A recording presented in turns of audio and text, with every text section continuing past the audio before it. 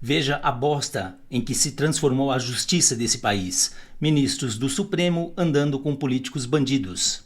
E governo americano tendo que nos salvar da tirania deles. Aécio Farinha Neves, Paulinho da Força e Temer. Todos corruptos, bandidos, lavadores de dinheiro e agora alçados a salvadores da democracia. Junto com o PT e sua corja de bandidos. Certeza que vai dar certo. Um esperou 10 anos pela condenação, foi condenado a 10 anos de cadeia e depois descondenado pelo Toffoli, claro, era corrupção ligada a Odebrecht. Dos parças dele. Esteja solto, meu filho.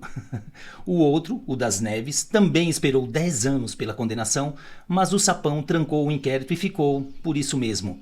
Caso envolvendo a JBS, a mesma JBS que deu uma grana preta para o Gilmar comprar o IDP, sua faculdade.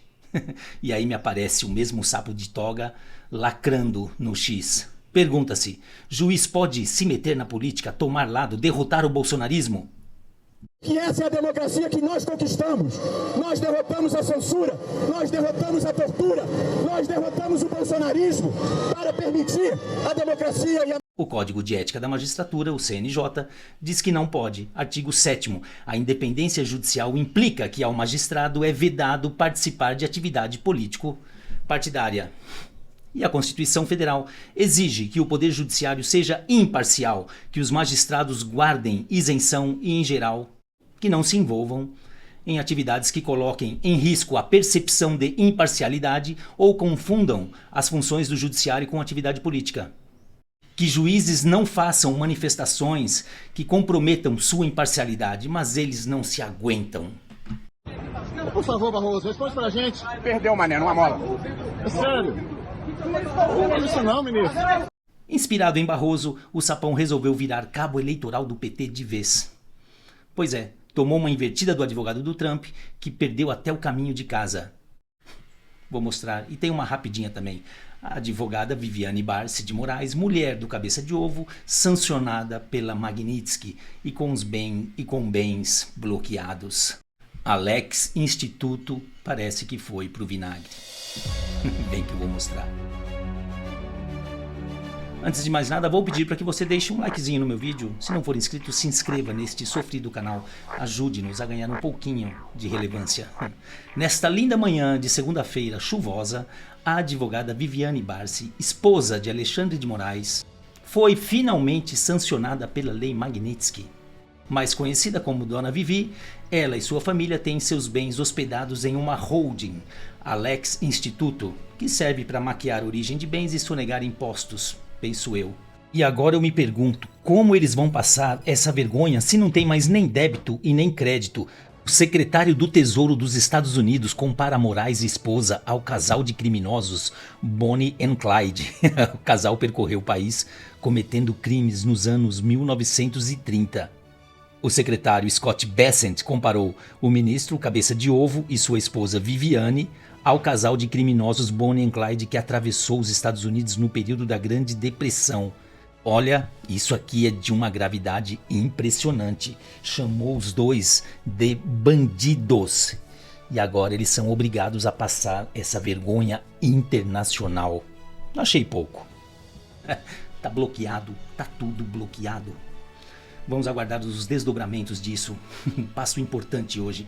Eu até achei que viriam anúncios amanhã, depois do cachaceiro falar merda, claro, na ONU. Amanhã é o dia que ele vai falar bosta lá.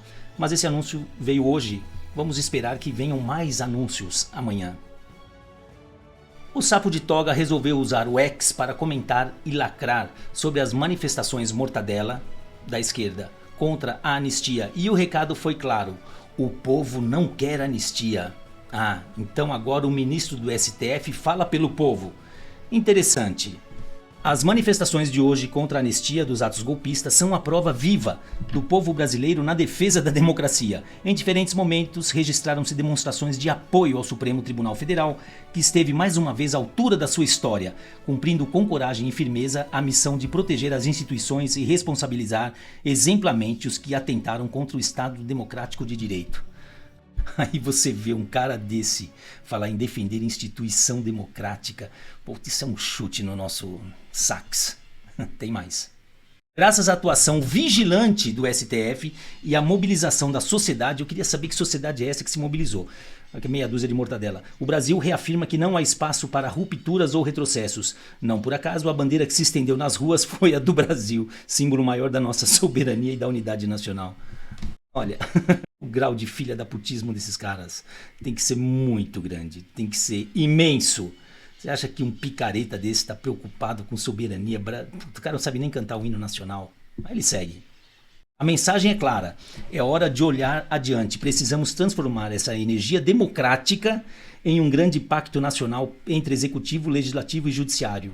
Aquela famosa harmonia entre os poderes que a gente já conhecia no passado, que o Bolsonaro acabou com a harmonia deles e aí a gente já sabe o resultado. Mexeu no bolso do sistema que estava deitando e rolando, mamando forte nas tetas públicas, deu problema. Aliás, mamando não, estão mamando e cada dia mais vigorosamente nas tetas fartas do erário brasileiro. Entre executivo, legislativo e judiciário, comprometido com uma agenda de reconstrução e de futuro. Só se for o futuro dele, né? O país clama por estabilidade e por avanços. É muita cara de pau. Atuação vigilante do STF, mobilização da sociedade. De onde você tirou isso? Sociedade, uma montanha de bandidos escorados nas tetas públicas, artistas, mamadores, caras de pau. Isso é praticamente um palanque de toga, né? Mas o troco dessa palhaçada veio do advogado do Trump, o Dr. Martin DeLuca.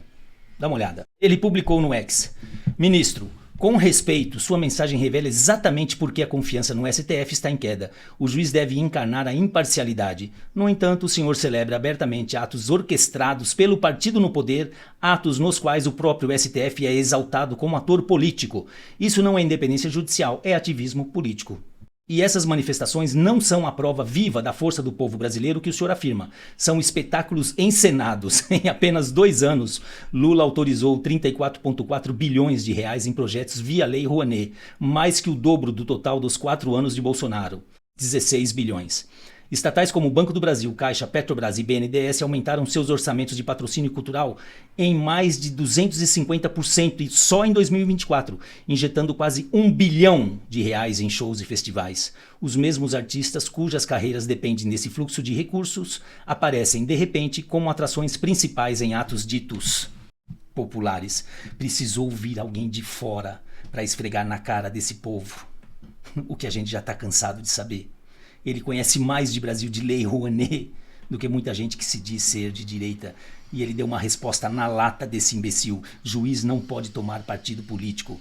Para ele, o ministro estava celebrando uma manifestação claramente alinhada a um campo político, que já sabemos. E pior, colocando o STF como ator político de primeira linha. Ativismo judicial na veia. Quando será que teremos imparcialidade do judiciário nesse país? Não é sobre julgar, é também sobre não parecer parcial. Quando o ministro do STF aplaude uma manifestação organizada justamente pelos bandidos da esquerda, partidos do governo e parasitas, mamadores, fica difícil separar a toga da baderna e da bandalheira que virou esse país para julgar processos. É aquela velha história. A lei diz que o juiz não pode fazer política, mas no Brasil parece que o juiz pode tudo e ainda sobra tempo para lacrar. Conclusão, esse país virou um fim de feira. Eles até desistiram de disfarçar. Para quem já chamou o governo de PT de cleptocracia. Para o cabeça de ovo que já disse que se o PT não roubasse tanto, daria para construir mais presídios. Para Barroso, que já disse que a corrupção do PT existiu. Lembra que ele falou? Que viu as malas de dinheiro, que viu a corridinha. Para Carminha, que disse que Cala a Boca já morreu, foi só a justiça começar a chegar neles, as investigações chegar neles e no povo deles, que tudo mudou. O Partido das Trevas, de organização criminosa que é, de hora para outra, virou o guardião da democracia. Um bando de filho das putas. Quem diria que a justiça teria que vir de fora do país, um advogado americano destruindo a narrativa de Gilmar Sapão. E o governo americano sancionando o ministro ditador e tirano, além de bloquear ganhos, no mínimo, estranhos seus e de sua família. Não vejo a hora da lei Magnitsky alcançar o sapo de toga e sua família. Se eu pudesse escolher, esse seria o primeiro, o Sapão seria o primeiro da minha lista sancionado, e Barroso, o segundo. Go Trump, go. Já que não conseguimos fazer justiça aqui dentro porque estamos de mãos atadas, porque o sistema está derrotando o bolsonarismo, o sistema está derrotando as pessoas de bem desse país, a gente vai ter que continuar vendo isso. Bandidos de toga celebrando, bandidos baderneiros e lacradores pagos com dinheiro público para fazer essa porcaria que nós vimos nesse final de semana. Ai, meu Deus. Valdir Palma de Bragança Paulista. Até a próxima, claro. Se deixarem, likezinho no vídeo, comente, curta, compartilhe. Obrigado.